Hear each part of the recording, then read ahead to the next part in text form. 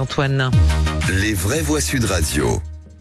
On commence par mariage. J'ai perdu mes fiches, je suis perdu là. Donc même si on a eu Sarah Steyer tout à l'heure, il y a quelques minutes au téléphone, on voulait vraiment en parler parce que c'était la belle histoire de la journée, peut-être même des Jeux Olympiques. Et oui, les athlètes françaises Charline Picon, Sarah Steyer qui ont remporté la médaille de bronze. Donc ce matin en voile, juste après leur podium, elles ont toutes les deux été demandées en mariage par leur conjoint. Ce sera sans doute l'une des plus belles histoires de ces Jeux Olympiques. Donc ça s'est déroulé à Marseille, lieu de la voile. Les deux compagnons ont directement posé ensemble le genou à terre. Elle nous le disait, Sarah, il y a quelques minutes, à 37 ans, pour sa première médaille olympique.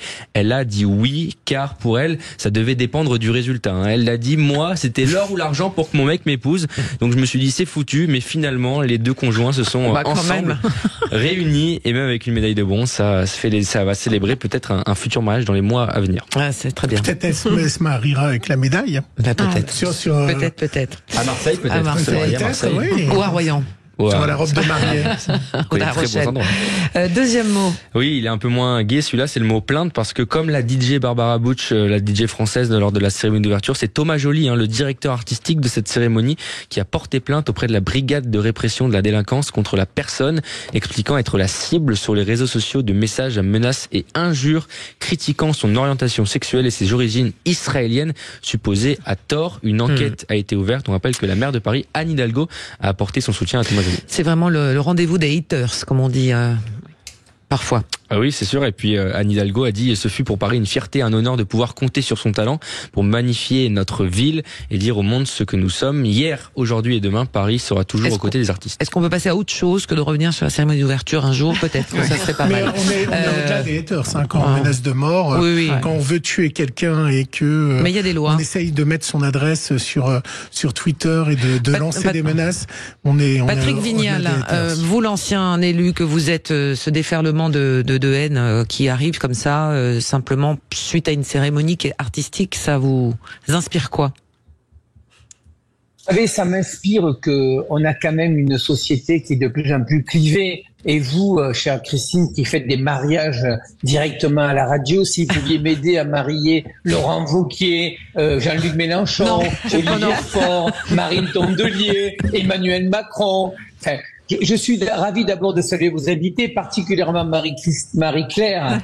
C'était la bête noire de mes élèves. J'ai souvenir de Marie-Claire à Ouascal, championne de France universitaire. Elle me bat en quart de finale une élève, elle m'en bat encore une autre je suis désolée, finale. Mais bon, je lui pardonne à notre Marie-Claire préférée. Non, écoutez, c'est vrai que je suis certain d'une chose, c'est qu'il faut prendre ces menaces au sérieux. Je pense que c'est plus possible de laisser passer ce genre de choses.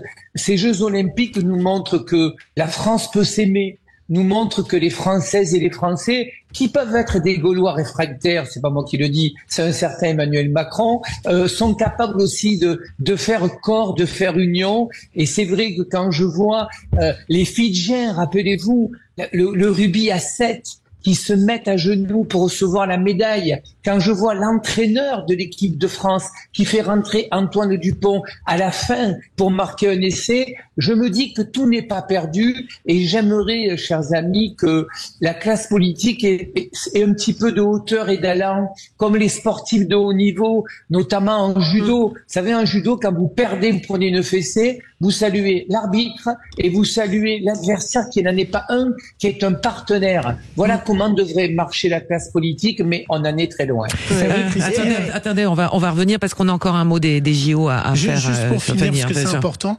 Je pense que si la scène, d'un point de vue religieux, on avait mis que des sportifs en tenue de sportif, ça aurait posé aucun problème. On aurait trouvé ça magnifique et incroyable de voir les sportifs qui représentent la scène. Je rappelle que c'est de là. Ce qui a posé problème, c'est que c'était soit des drag queens ou autres. Elle est là, la réalité. Bon, je vais vous raconter juste une anecdote puisqu'on est là-dessus. L'équipe de France de handball a joué avec des t-shirts roses ce matin, des maillots. Ils ont gagné. Voilà, c'est un choix. Ils étaient en rose, mais simplement, je dis ça comme ça.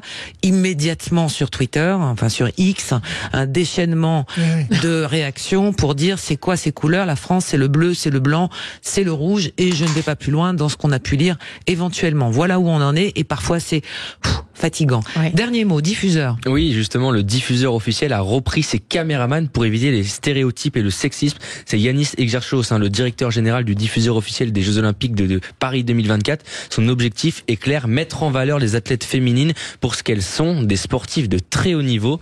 OBS, donc qui est le diffuseur officiel des JO, appelle ainsi ses cadreurs à filmer les athlètes masculins et féminins de la même manière pour mettre fin à la transmission stéréotypes et de sexisme. Il déclare: malheureusement, dans certains événements, les femmes sont encore filmées d'une manière qui permet de constater que les stéréotypes et le sexisme persistent, même dans la façon dont certains opérateurs de caméra cadrent différemment les athlètes hommes et femmes. Oui, parce que 100% des cadreurs sont des hommes. Donc, non, 100%, il y a beaucoup de femmes. Non, c'est pas France Télévisions, là, on parle sur l'OBS, il y a aucune femme. Il y a aucune femme sur OBS, c'est que des hommes qui font les images. Oui, absolument. Incroyable. Et pour finir, il y a un journaliste d'une radio concurrente qui a été enlevé parce qu'il avait dit sur une sportive qu'elle pouvait tout faire, qu'elle pouvait faire la vaisselle, la cuisine et le ménage et la serpillière. Donc il a été enlevé de l'antenne et la radio a dit en question qu'elle allait faire attention, mais c'est quand même incroyable de dire ça à l'antenne. Et puis il y a eu également sur un commentateur australien la même chose. Et donc il y a aussi ça à faire attention aussi aux commentaires qui sont un peu faciles. Absolument. Alors